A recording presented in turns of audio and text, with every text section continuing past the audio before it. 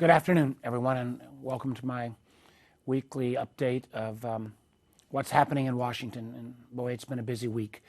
Let me get right at it. For most of you know, I have been concerned about Chinese competition in technology on a variety of fronts. It was, frankly, our efforts on the Intelligence Committee a number of years back that pointed out the national security problems with Huawei, the Chinese telecom provider. More recently, we've looked at issues with a Chinese kind of genetic engineering firm, BGI. But an area that I've been particularly focused on is China's ability on having very successful large tech companies and potential for these tech companies to collect American data. And in the case of TikTok, which 170 million Americans use and on average use about 90 minutes a day, TikTok, which is owned by ByteDance, Chinese company, Chinese law requires as of 2017 that all data, all information, that frankly the company itself, its first responsibility is loyalty to the Communist Party of China. Not loyalty to its shareholders, not loyalty to its customers. And, over a year ago, I was involved in trying to put together a bipartisan approach that would not just focus on TikTok per se, but focus on technology companies from China, Russia, North Korea, and Iran that pose national security risks. We were making great progress, but then TikTok dropped $100 million in advertising and lobbying. We got attacked from both the left and the right, and that effort stalled out. That's why I was so happy to see this week the House, in an overwhelming number, 352 votes, vote in favor of a process that would not ban TikTok, but would say it and other social media companies controlled by China, but particularly TikTok, would have to be divested, or you could end up in terms of removing the application. Let me say at the outset, there's a lot of creativity on TikTok. And there's a lot of people who are social influencers who make their money off of that. I think that's all great. And I think that creativity and that platform should be able to continue. It should just not be ultimately controlled by an adversary like the Chinese Communist Party. Again, as I said, 170 million Americans, 90 minutes a day.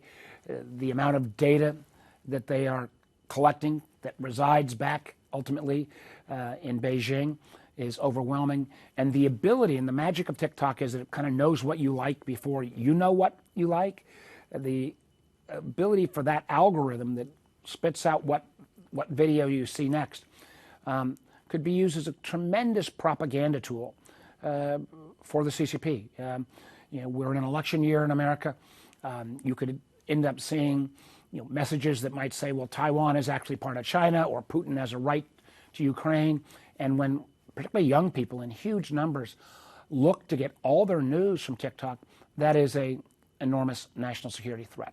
So this overwhelming bipartisan vote in the House is, I think, good news. Senator Rubio and I, my ranking member on the Intelligence Committee, we've said we want to support that legislation and get a hearing in the Senate. There may need to be certain changes made, but I think having this debate on the floor of the Senate, making sure people realize what's at stake, that we're not trying to eliminate something that a lot of people like, but we're just trying to make sure that ultimately that control is not held by the Communist Party of China. And we've already seen indications today, actually, that former Trump Treasury Secretary Steven Mnuchin, who I worked well with, who was very active in the efforts to, under President Trump, to try to take down TikTok. He is putting together an investor group that would try to purchase this. So whether it was his group or some other group or some combination of American efforts, European efforts, I just think we need a solution. And I'd point out, this is not just a problem that has been voiced in America. Other nations, Canada, Great Britain, the European Union, Australia, New Zealand, have all taken TikTok off all of their government phones because of a national security risk. Journalism companies like the British Broadcasting Corporation have said, to journalists, don't use TikTok because the Chinese can use this to monitor you as a journalist and frankly, collect damaging information. So I think it's time for us to have a debate. I know that Congress's track record on putting any ground rules or any barriers on social media or artificial intelligence has been pretty poor. But I do think the overwhelming vote in the House, the national security implications mean that I hope the Senate will take up this legislation, amend it if necessary, but get it to the president's desk as soon as possible. And the president has indicated he will sign that. And again, when we get into questions, be happy to take questions on that topic. Earlier in the week, and this seems like a long time ago, it was on Monday, as chairman of the Intelligence Committee, we had the annual Worldwide Threats hearing. And this is where the leaders of the intelligence community, the ODNI, the CIA, the NSA, the head of the FBI, all come in and talk about threats from around the world. And it's not news that we are living in a very dangerous world. We've seen a number of democracies, not just in our country, but around the world, some backsliding. We've seen the rise of authoritarianism in countries like China, Russia, Iran, North Korea. We see this technology competition with China. It's something that I'm spending an enormous amount of time on. I've discussed TikTok. I've mentioned Huawei and the competition with China in terms of 5G and next generation wireless. I'm also looking and working on how we could develop a small modular reactors, SMRs, small nuclear reactors, to help provide 24/7 power that doesn't add to climate change. China and Russia are trying to sign up nation states.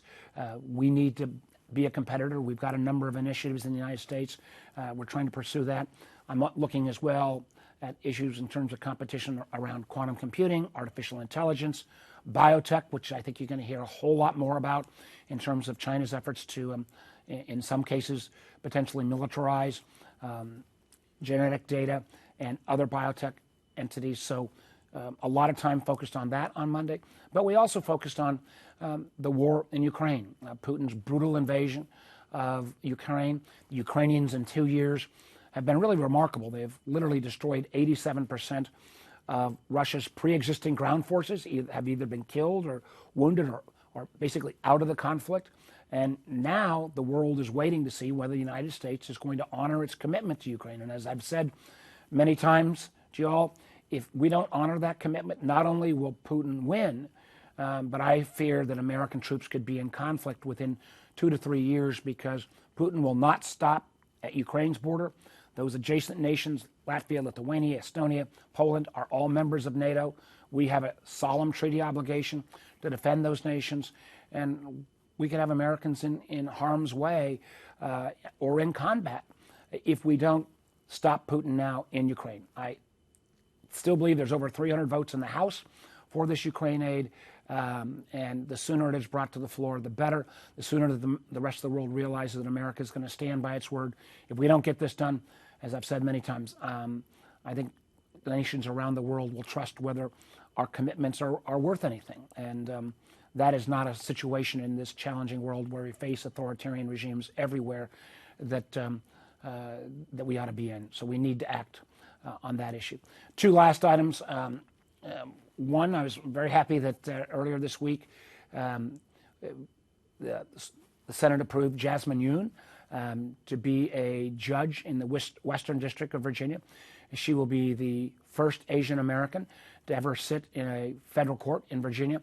She brings a remarkable background. She came to this country at 14 and succeeded remarkably, got double degrees from UVA, has served in a variety of distinguished positions in the private sector and the public sector, and now she's going to do a great job as a judge in the Western District of Virginia.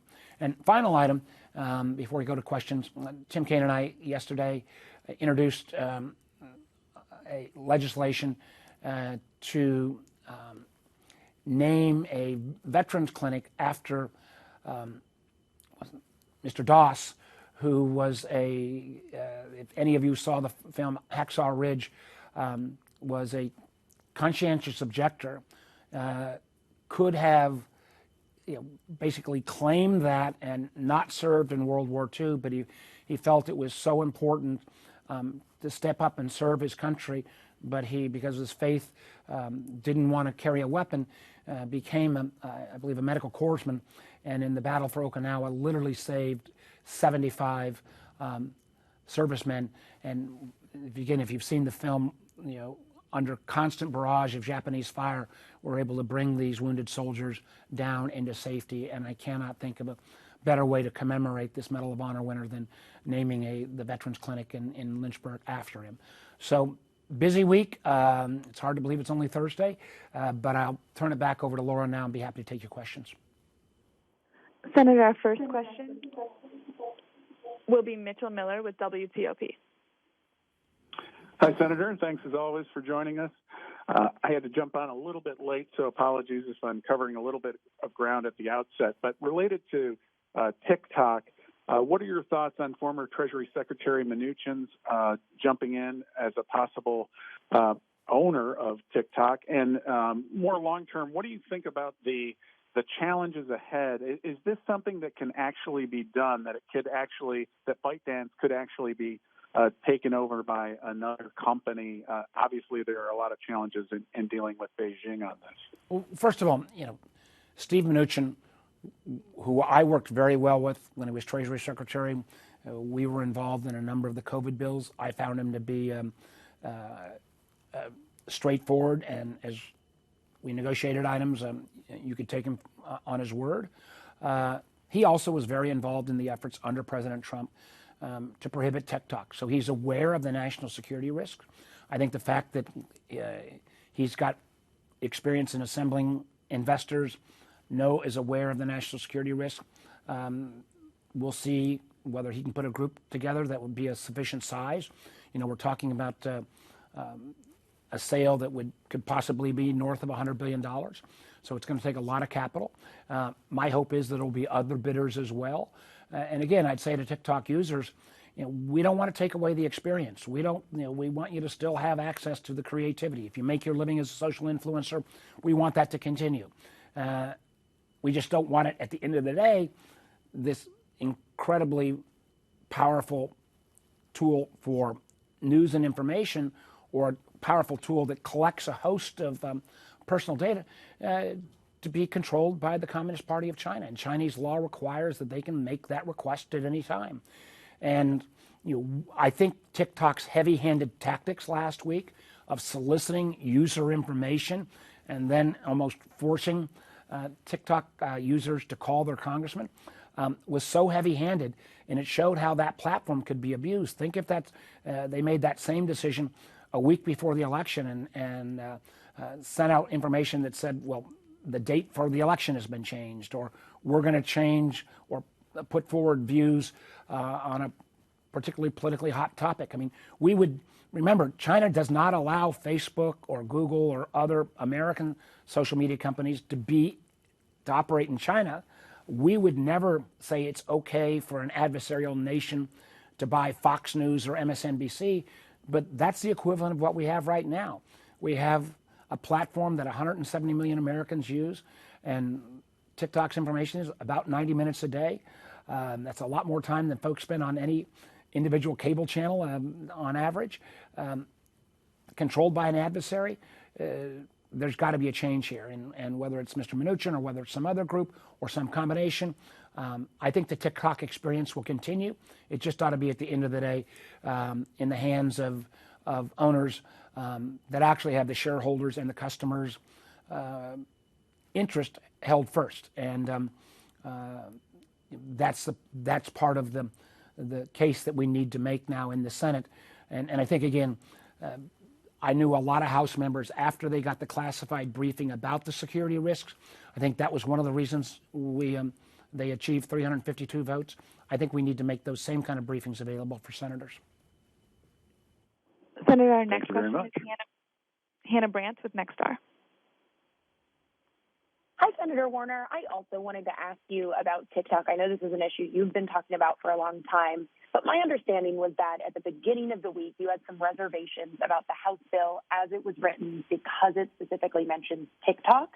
So I'm wondering, first of all, what changed your mind that you now would support this bill as written? And then second of all, if you're worried about Senator Cantwell kind of having some reservations, and are you concerned she might block this bill as is? Well, let me take those in reverse order. I've had a preliminary conversation with Senator Cantwell, the Democratic senators at a retreat yesterday, and we talked briefly and talked about the fact that we needed to get together and discuss this further. It's her committee of jurisdiction, the Commerce Committee. Obviously, if she's got ideas and improvements on the bill, she'll have a strong voice.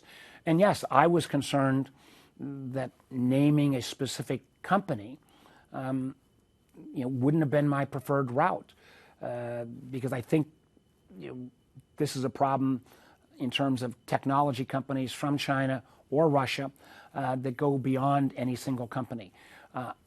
I've spent a bit of time now talking to the Department of Justice and the lawyers there. They think they have, the way they've drafted this legislation, that they've threaded the needle pretty effectively. I've got further conversations to have with other legal experts to make sure that it wouldn't run afoul of legal challenge. And we'll go from there. I also believe very much, this is the art of getting things done, and the perfect should not be the enemy of the good. And the good here would be to make sure that, end of the day, the Chinese Communist Party does not have an ability to collect huge amounts of data and also use a social media tool that is used by 170 million Americans as a propaganda messaging for their views. I think that is not in the best interest of Americans, again, no matter where you fall on the political equation. Senator, our next question is Tom Fitzgerald with Fox 5. Tom? Okay, we're going to move on to Jean Morano with WFIR.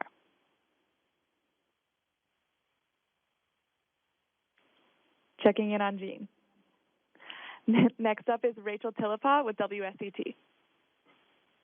Hi, Senator Warner. My question's regarding the war in Israel and Gaza and how Senate Majority Leader Chuck Schumer is now criticizing the Prime Minister of Israel, even calling for new elections in Israel. Do you support the Senator Schumer's stance that change is needed? Listen, I was last in Israel in January. I've been a long-term supporter of Israel, but I feel, and Israel clearly has a right to defend itself after the horrific massacres perpetrated by Hamas on October 7th. But I am concerned that with 30,000 Palestinians killed, and that number rising every day, with the level of settler violence in the West Bank, and the fact that it does not appear that Prime Minister Netanyahu is anxious in trying to allow humanitarian aid into the Palestinians. I don't think he has leaned in enough on trying to tamp down settler violence in the West Bank. We're now in the holy month of Ramadan for Muslims around the world, and the possibility of this war erupting not just in Gaza, but potentially in the West Bank or potentially in the north of Israel with its border with Lebanon is huge. And I think in many ways Prime Minister Netanyahu has been disrespectful in terms of his treatment of Secretary Blinken, who has made a number of appeals. And I'll just say this, Prime Minister Netanyahu was not shy about trying to interfere in American politics, particularly when President Obama was in office, in terms of clearly showing his political preference against Obama. Israel will make its own decision on who its leadership ought to be, but everything I've seen in terms of polls coming out of Israel shows that if an election were held, I don't think Prime Minister Netanyahu would be returned to power. Senator, our next question is Amy Knowles with the Virginia Dogwood. Hey, Senator Warner, thanks for taking our questions. March, of course, is Women's History Month. So I wondered if there are any Virginia women, historically or present day, that inspire you. Well, I'd have to say, since I've been married, being in a household with my wife Lisa and my three daughters. All three of my daughters inspire me in a variety of ways in terms of they're now 34, 32, and 29. As they make their way in the world, I'm inspired by their resilience, their perseverance. I think back about my daughters getting on my case appropriately when I was not supportive for a while of an issue like putting restrictions on assault weapons and standing up more against gun violence. And it was my daughters really kind of holding me accountable on that and seeing the horrific examples of this kind of shootings that happen way too often in this country that made me change my position and acknowledge that my prior position was wrong. So I would put my wife and three daughters up there as somebody that inspire me. On a historic basis, I've always been fascinated by the story of Barbara Johns. As Johns would have been about my age. She unfortunately passed away. She was a woman in Prince Edward County who led the strike at Moton High School to say, hey, the treatment of African American students was so second class in Virginia, and against the advice of some of the older folks in Prince Edward County, she said they can't wait any longer. She led that strike. That in that case ended up becoming part of the Brown versus Board of Education case that ended up overturning segregation in our schools. And I was very proud of the fact that when I was governor, we put the first statue of a person of color on Capitol Square, the first statue of a woman, first statue that included young people, and it was to commemorate Barbara Johns' historic movement for equality in Virginia. And her statue will soon be in Statuary Hall as one of the two statues representing Virginia. So she, from a historic perspective, is somebody that I think Virginians all should be proud of. Senator, our final question will be Nicholas Balassi with Just the News. Hey, thanks for taking the question, Senator. So I wanted to ask you on the TikTok ban, based on the fact that you and other Democrats and some Republicans are saying it should be swift passage. Are you concerned about, with the election coming up, so many young people being users, if there's not a buyer in within the 165 days, which would be before the election, it could alienate the young voters? And then also on Ukraine, I was going to ask you if you could expand just on the consequences if the aid is not passed, because you talked about possibly Americans being in combat if Putin continues his advance. Just wondering if you could expand a little bit on that. Sure. Well, let me first of all correct you. This is, this legislation is not about a ban of TikTok. It's about a divestiture of Chinese ownership of a social media platform that collects Americans' data and has enormous power to be a propaganda tool for the Communist Party of China.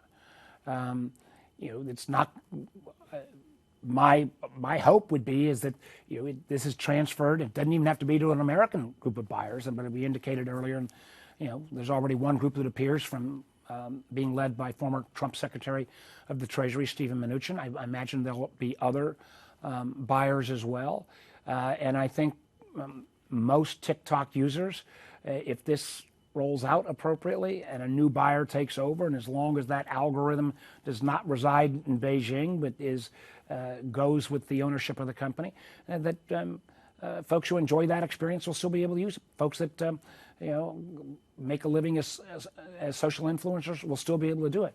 But I've yet to have any, even of the most firmest TikTok advocates, say, "Oh yeah, it's really important to me that that Beijing and the Communist Party of China collects this data." They want to have the experience. I think 99.9% of the users would be just as happy, or frankly happier, if it was controlled by an enterprise that was not under the domination of the Communist Party. So I think, and if the timeline, that's one of the issues that we're still looking at, is the 6-month timeline a reasonable timeline. I'm talking with folks on that. I'll be anxious to see again how many bidders come out in these next few days. In terms of the issue, NATO has, in one sense, never been stronger. And after the brutal invasion by Putin, we've got picked up 2 additional NATO members in Sweden and Finland. That means 800 more miles of NATO countries abutting Russia. That was always Russia's a great fear, that those Nordic nations would join NATO. They've joined NATO now. But they joined NATO because they felt that all of the nation states, I think 31 nations, would adhere to the Treaty of Mutual Defense. It's really been the bulwark of post-World War II security in Europe. And that bulwark of security could be at risk if that Vladimir Putin is successful in Ukraine. And he will only be successful. He won't be successful because he'll be able to beat the Ukrainians if they are appropriately armed. The Ukrainians have shown with remarkable, you may not have been on the call, 87% of the pre-existing Russian military ground forces have either been killed or wounded, taken out of the conflict. 63% of the Russian tanks, 32% of the Russian armored personnel carriers. And they've been able to do that because Europe and America helped arm the Ukrainians. This $60 billion, 90% plus of which will be spent in the United States on American jobs, in the American defense industry, building up our capability, and then having those munitions shipped to the Ukrainians. And there is more oversight on those funds going over than there ever was in Iraq, Afghanistan, Vietnam, or prior conflicts. If we walk away from that, and if the Speaker of the House walks away from what he says he wants to do, give the House a chance to vote, and I think there are 300 plus votes in the House for aid to Ukraine, then Putin will be successful. And anyone who thinks that Putin's appetite in terms of trying to recreate the old Soviet Union will stop at the Ukrainian border is, I think, grossly naive. And so countries like Estonia, Lithuania, Latvia, where American troops are positioned in some of those nations as part of our NATO obligations, they will be next, I fear. And that could put American troops in harm's way. And again, the absurdity of some, or the naivete of some members who say, I don't really care about Putin and Ukraine, but I'm really concerned about President Xi and China and his aspirations on Taiwan. If you don't understand that these authoritarian regimes are in cahoots together, if you're concerned about Iran's influence in the Middle East, who has been aiding Russia with drones and other activities, if you don't realize that if Putin wins, that gives more fodder for Iran to do mischief, more mischief in the Middle East. It will give more sense that Xi could take on China, because he'll say, basically, you push America and they won't stand up to their commitments. So I can't think of an issue that is more critical, that is more historic. I think the comparisons to when the West turned a blind eye to Hitler's early aggression in Austria and Czechoslovakia, I think those are not overstatements in terms of the moment we are facing at this point, and the rest of the world is watching. We have helped keep the peace for 70 years since the end of the Second World War, and if we were to walk away from our Ukrainian allies at this point, it will be a disaster. Final question. Was that the last question? Yes, sir, Senator. That was the final question. All right, everybody. Thanks so much. Take care.